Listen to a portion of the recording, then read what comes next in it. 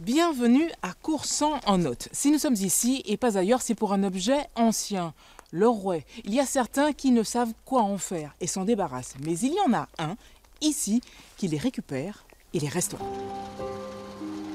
À 84 ans, Gérard Mignon, l'ancien menuisier, est encore dans son atelier. Si les machines tournent encore, c'est parce que Gérard s'est pris de passion pour les rouets. Tout ça, c'est des morceaux, des vieux qui sont trop cassés. On ne peut pas les réparer parce qu'il manque la roue, il manque... Alors je me sers de certains éléments, ça me sert de modèle pour en réparer d'autres. Et quand il manque de pièces, il les fabrique lui-même, comme cet élément qui viendra constituer le rouage principal du mécanisme. Voilà, de ce côté-ci. Ici, c'est la commande, vous voyez, c'est la commande. Puis normalement, on met une deuxième roue, là, puisque pour travailler, il faut qu'il y ait le double fil. Alors, vous voyez, ça fait ça, une fois fait. Et puis alors après, il faut faire tout le tour de l'épinglier, ça c'est plus compliqué à découper. Poser toutes les petites pointes, et puis voilà, ça refait un nouvel épinglier.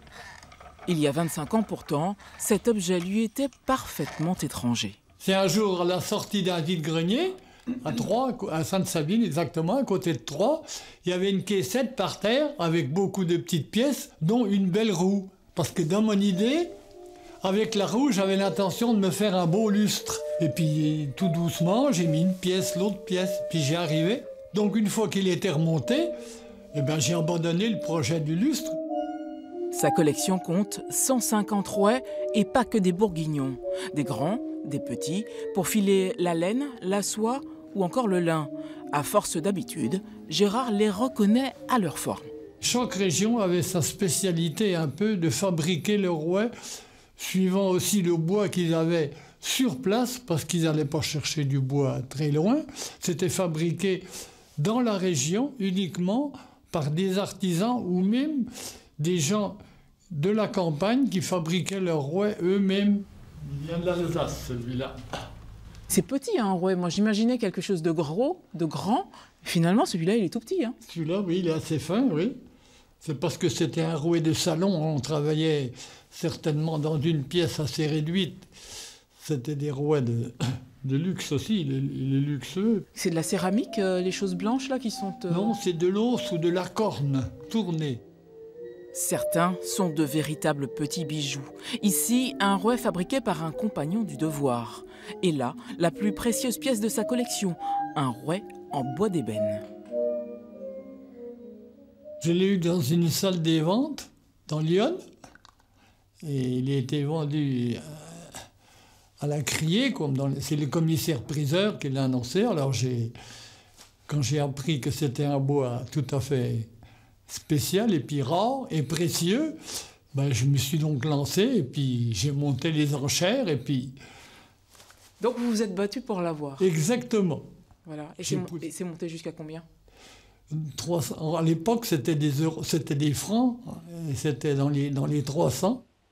Et puis, il y a ceux qui viennent de plus loin, de Monastir en Serbie, ou encore du Liban, et même de Grèce. Ils représentent la religion orthodoxe.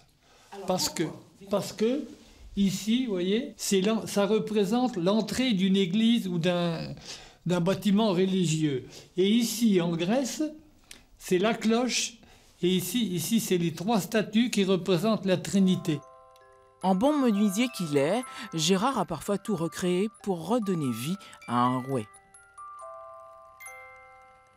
Tout ça c'est neuf.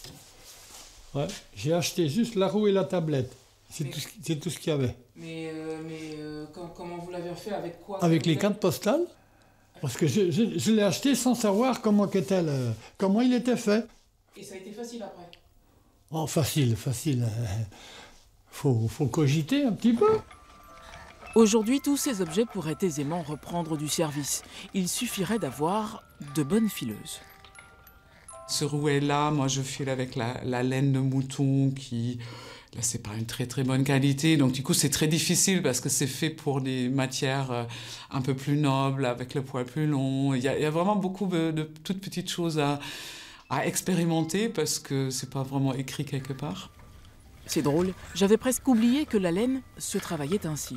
En plus, quand vous filez les gens et quand vous dites aux gens allez voir le musée et tout, Quand il y a du vrai avec, ça change tout, quoi. Ça change vraiment tout. Bon, la collection de rouets est déjà prise. Elle est à Gérard. Je n'ai plus qu'à en trouver une autre. À très bientôt ailleurs, en Champagnardais.